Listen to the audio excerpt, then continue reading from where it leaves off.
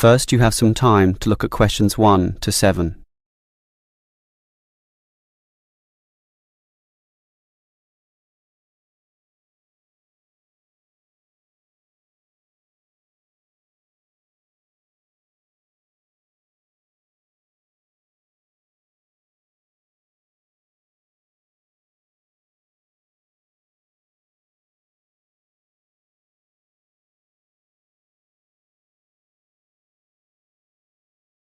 Now we shall begin.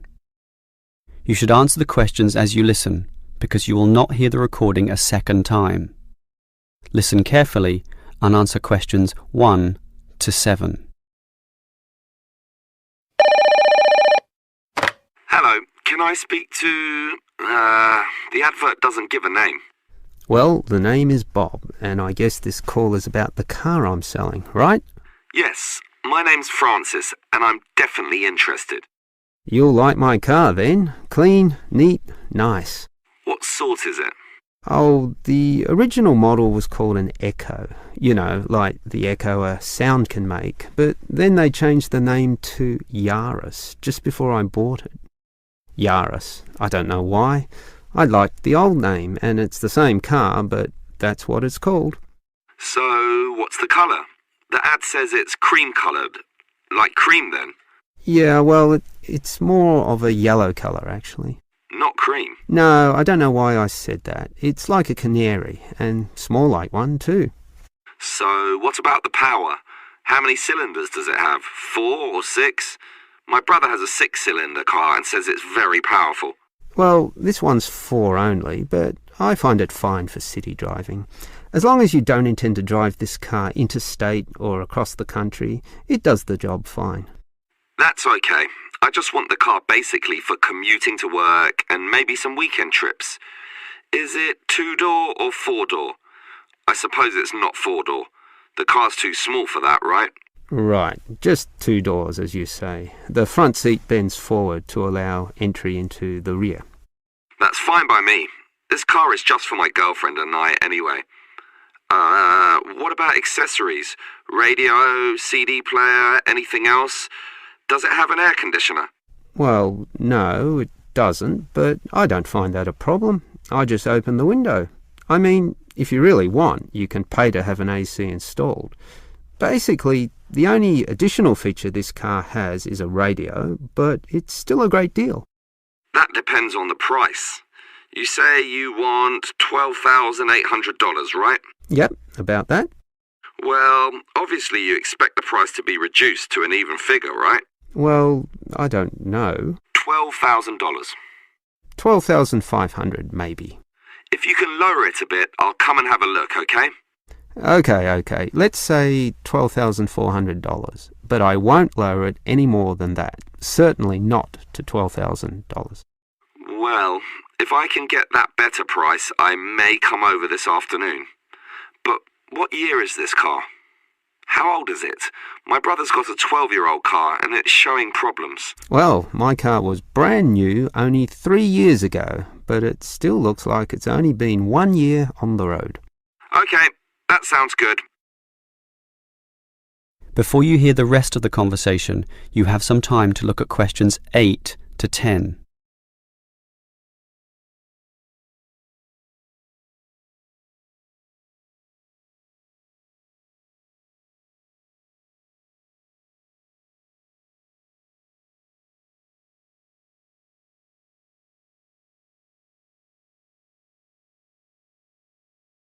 Now listen and answer questions 8 to 10.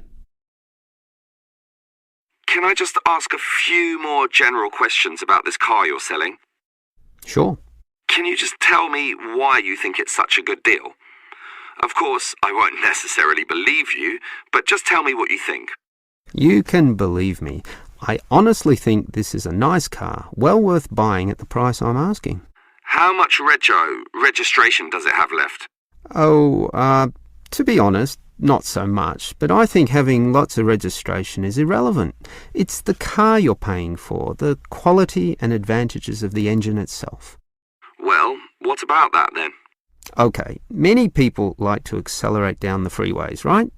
There are a lot of speed demons out there who think quickness is all that matters, but basically, people are mostly trapped in city traffic. So one of the things I like is that because this car is small, you can put it anywhere. Say you're in the city wanting to duck into a shop. Well, you can fit this car in any little space while you go shopping or do other things, and that saves you a lot of time. Yeah, but it's not that powerful, right? Oh, sure, the feel of a smoothly purring six-cylinder engine attracts many people, but I compare my car to those small football players with the tight turning circles, those who can run rings around the larger players. This car is like that. It can turn this way and that way, dodge here, duck in there, sneak around corners, squeeze ahead and grab a position. That's also very useful when travelling in city traffic. Okay, I'll think about it. Sure, think about it, but all these advantages are sound and appeal to other buyers as well. No one holds the same car forever, so you can say exactly the same things that I just said when you want to sell the car. That will make it very easy for you to pass this car on to the next buyer. Yeah, maybe you're right. That is the end of part 1. You now have half a minute to check your answers.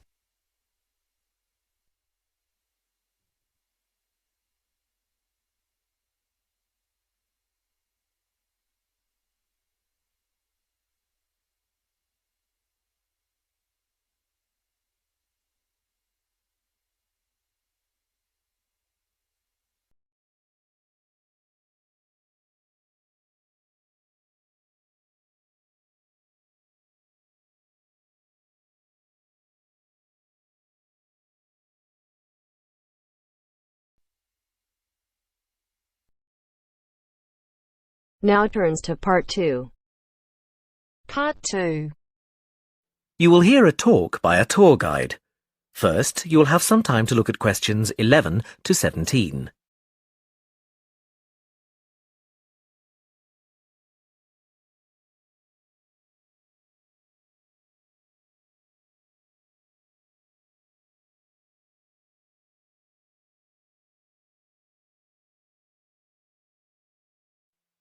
Now listen carefully and answer questions 11 to 17. Welcome to San Fernando City Tours. I'm Mark, your tour guide. We have a lot to see in 3 hours, so make sure you're comfortable. We'll be traveling into the historical district first, and then into the town center. After that, it's out to the harbor, and we'll finish up at the lighthouse, just past the harbor. That will take us up to midday, and after that, you're free to do what you want. At the lighthouse, you'll have a chance to visit the tea room and take photographs of the magnificent coastline. Now, as we have only 3 hours, we won't be able to take you around the shopping district, but we think you'd prefer to look around the shops there in your own time anyway. San Fernando has some well-known tourist attractions, the lighthouse, for example, and the National Library. However, the little-known military museum is not to be missed. Be sure to visit before you leave. Now, there's a lot to do in San Fernando. Indeed, there really is something for everyone. For those who love the water, I can recommend a trip on the Seafarer, one of the most famous boats on the San Fernando River. It does an evening trip with a 3-course meal included. It's great fun for everyone, but especially for young people in their teens or 20s. After 9, there's a disco on the boat, and it gets really lively. Then there's a climbing wall near the town center. It's incredibly popular, with a large wall for expert climbers and a smaller wall for novices. There's a junior wall and a creche, so it's a great day out for those of you with kids. And if you like walking, there's some great walking tours. The City Sights tour is highly recommended, as is the walking tour by the coast. But that one's only for the fit, not really suitable for children or the elderly. For more mature people, or those less able to get around, I would suggest a tour around the vineyards. It can be done in the luxury of a coach, and it's a wonderful way to explore the region's wines. Before you hear the rest of the talk, you have some time to look at questions 18 to 20.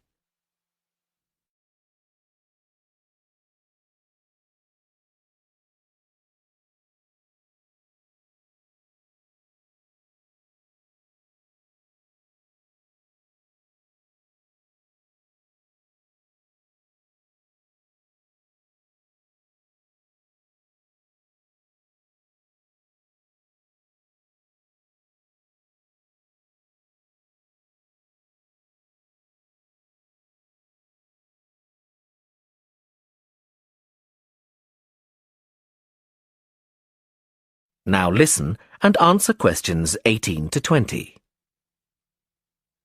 Naturally, there's a charge for all these attractions, but you can get 15% off if you have an Explorer pass. If you don't have a pass but would like one, the driver here has application forms. Just ask him for one and fill it out while on the tour.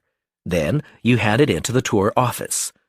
Normally, it costs $10, but this year it's just $7. When you hand it in, you'll get your picture taken for the card on the spot, and then your card is ready to use. Remember to show it whenever you pay for anything. The discounts apply not just to tourist attractions, but some bars and restaurants.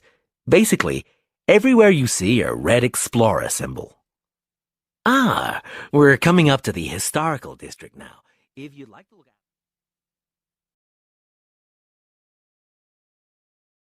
That is the end of part 2. You now have half a minute to check your answers. You now have half a minute to check your answers.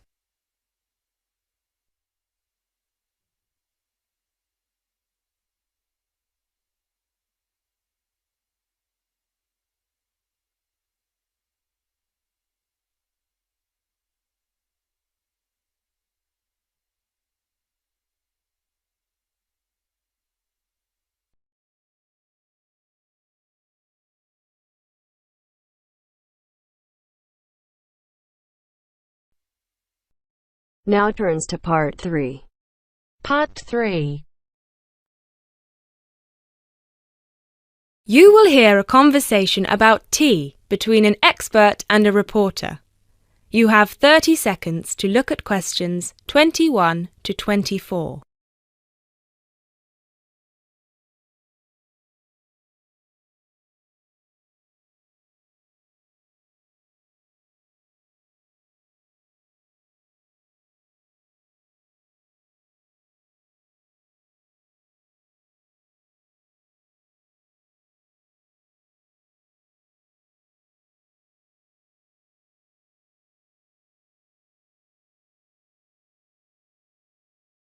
Hi, Jacob. Thank you so much for coming along today. It's my pleasure. I'm very intrigued about what a tea meditation entails exactly. Well, it's very simple, really. I think the first thing you need to keep in mind is that it is mostly about leaving everything that you have been thinking or worrying about today to one side. Really focus on the present moment. Oh, it sounds great. I certainly don't know very much about tea, and I'm keen to get started. But before you go into more detail, can I ask you what your favourite kind of tea is? Well, I think the kind of tea we are going to have today is my favourite. It is pu'er tea from Yunnan province in southern China. What makes this tea special? Pu'er is a dark tea. The regions of Yunnan, the north of Vietnam and Laos, have one of the best climates for growing tea in the world. Pu'er is a post-fermented tea. Oh, what is a post-fermented tea exactly? It is a tea that has undergone a period of aging in the open air. They age the tea for days, even years. The exposure to humidity and oxygen help to oxidize the tea leaves and encourage fermentation. This changes the smell of the tea and also removes a lot of bitterness from the taste. It sounds similar to the process of aging wine. The process is different, but the effect of aging on the taste is certainly similar. Does this mean the tea can be quite expensive? Absolutely. It can be very expensive. The tea is usually pressed into balls or cakes and sold. At one time, only tea enthusiasts cared about buying these cakes, but now many people have realised that they are an investment, and so buy them like they would buy gold, because the price goes up a lot over time. Before you hear the rest of the talk, you have some time to look at questions 25 to 30.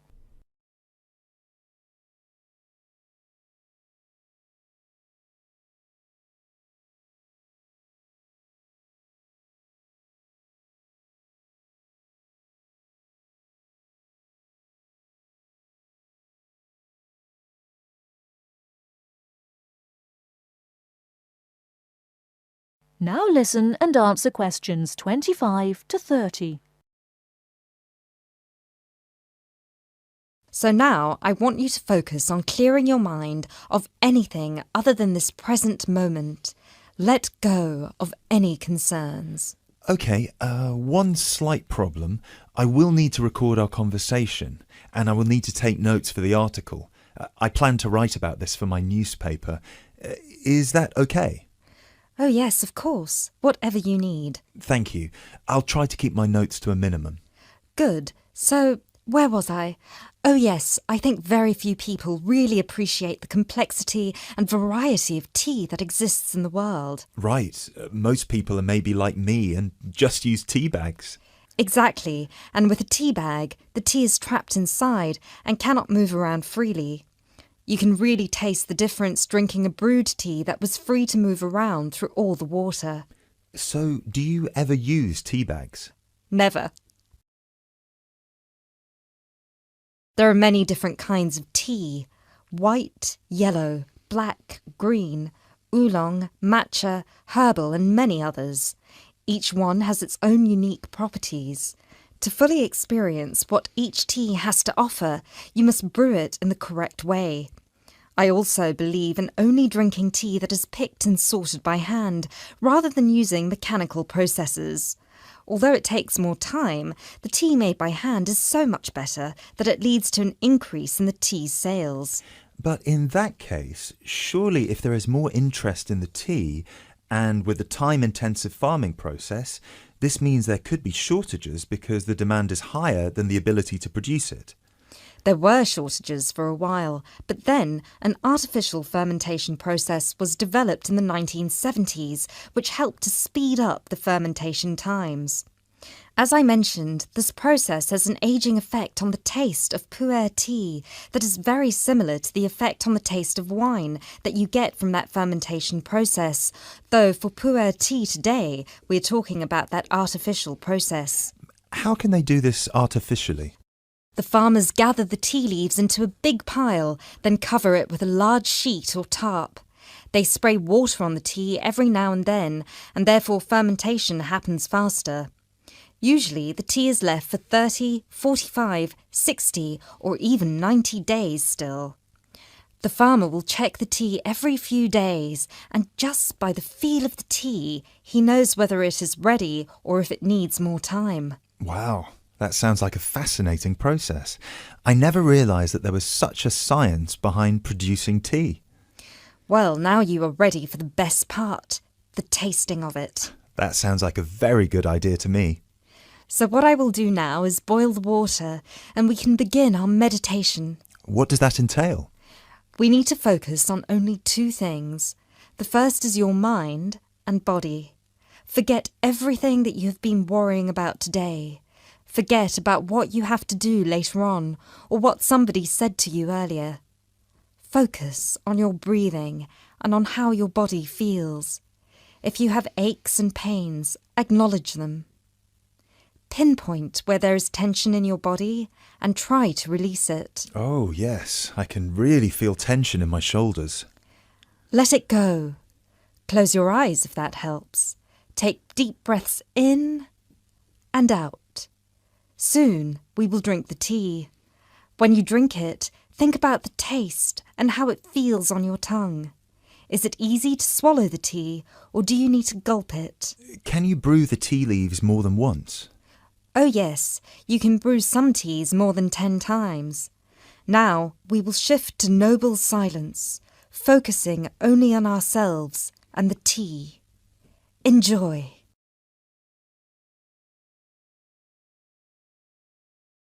That is the end of part 3. You now have half a minute to check your answers.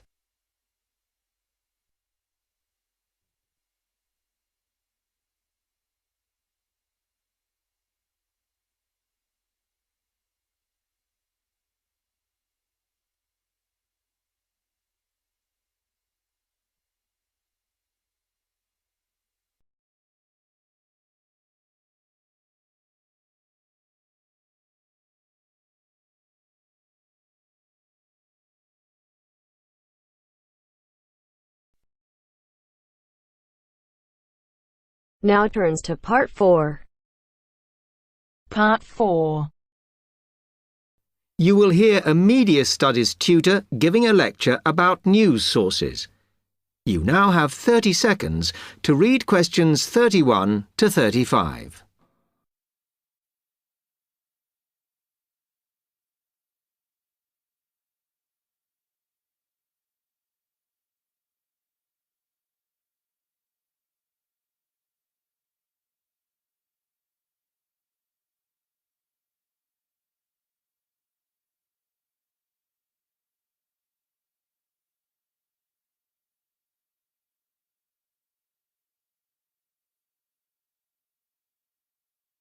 Okay, now many of you will have heard about the predicted death of newspapers, as people increasingly access the TV and the Internet for their news. Today, I want to look at the USA, which has very advanced news sources, to see if this is actually true. In the USA, the main news sources without doubt are TV, the Internet, and the press. That is, traditional newspapers. And although they are each surviving and growing, they are also changing. Obviously, TV news has been around for a while, and the early evening bulletins when people get in from work are very popular. I suppose we traditionally think of the morning newspaper arriving on our doorstep with the daily news. Interestingly, this is not borne out by the statistics, which show that readership in the U.S. is much higher when people have time to relax, when they're not working, especially on Sundays.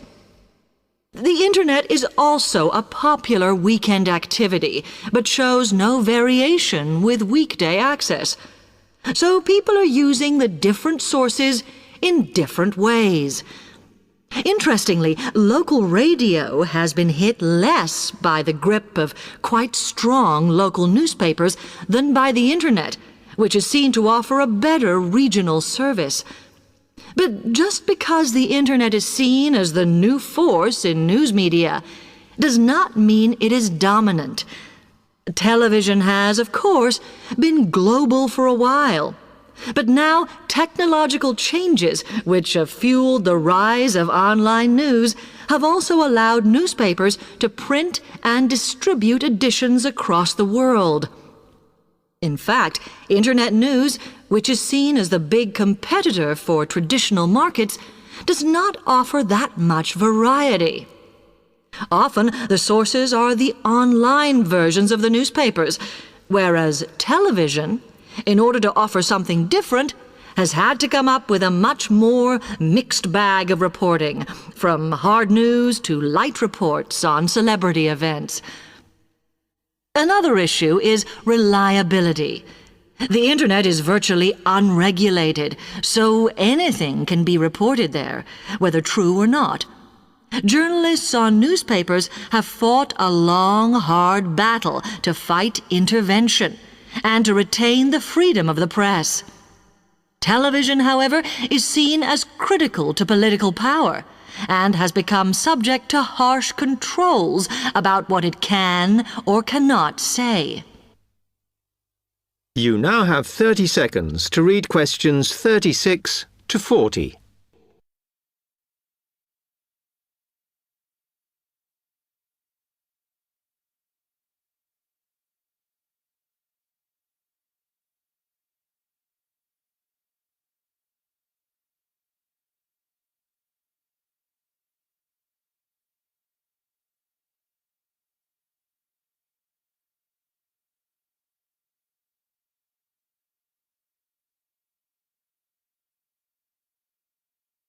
Now, one very critical factor in keeping newspapers alive and well in the USA has been their approach to advertising.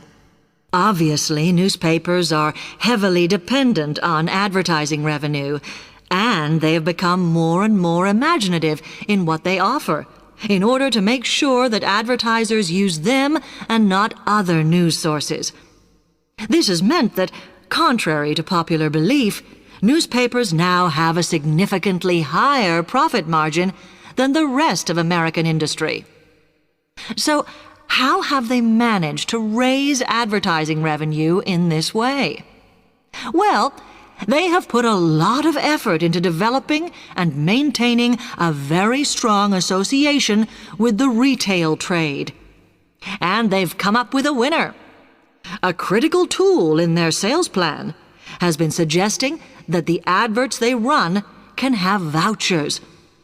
This has been enormously effective because they have found that not only do more people buy the paper to get the discounts, but also that this inevitably means much higher sales for the clients who advertised.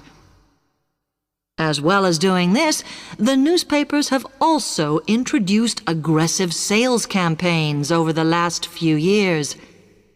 This has resulted in a significant and continuing rise in the number of advertisers prepared to pay the extra for full-page ads.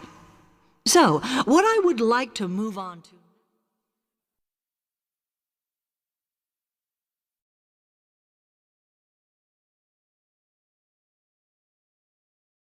That is the end of part 4. You now have half a minute to check your answers.